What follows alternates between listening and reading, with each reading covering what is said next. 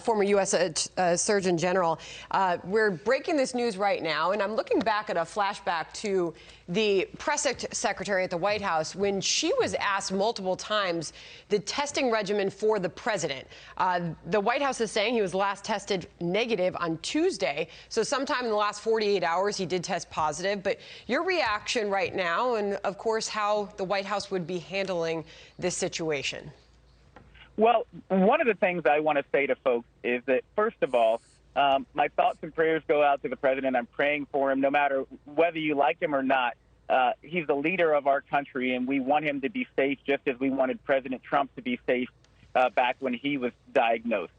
Also, I want people to understand that the White House medical unit is going to be in charge of his care. And that's an important distinction because when people asked me questions back when President Trump was diagnosed, I had to constantly explain to them that the White House medical unit handled his care, not the Surgeon General of the United States, not the White House COVID coordinator. So Ashish Jha is going to be limited in what he can provide.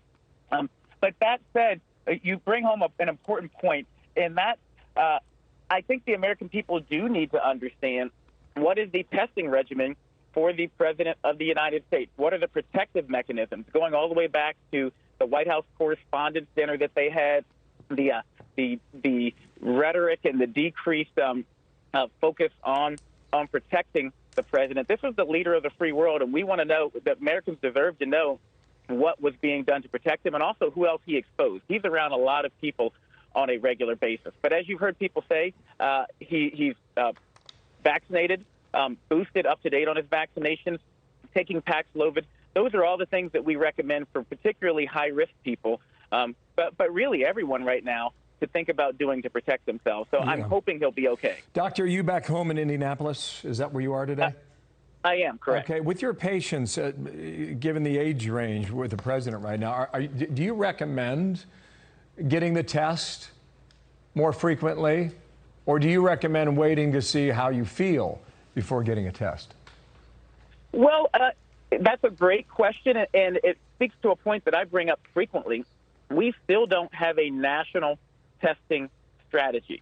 Here's what I tell individuals and what I do for myself. And many folks have heard me talk about this. I have high blood pressure. I have asthma. I'm someone who's considered at higher risk than the average person. If I have symptoms, I absolutely test. If I am in a situation where I may be exposed to people who have COVID, then I will test.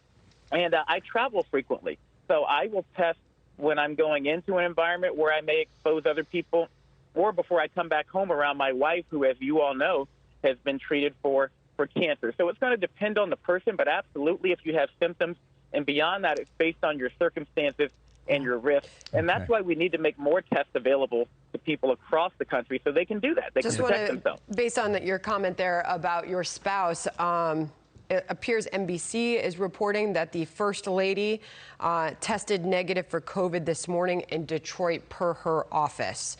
So we'll continue to follow up on that as well. Great to see you, Doctor. Stand by. We may come back to you, okay? Jerome Adams there, the former Surgeon General. Thank you, Doctor.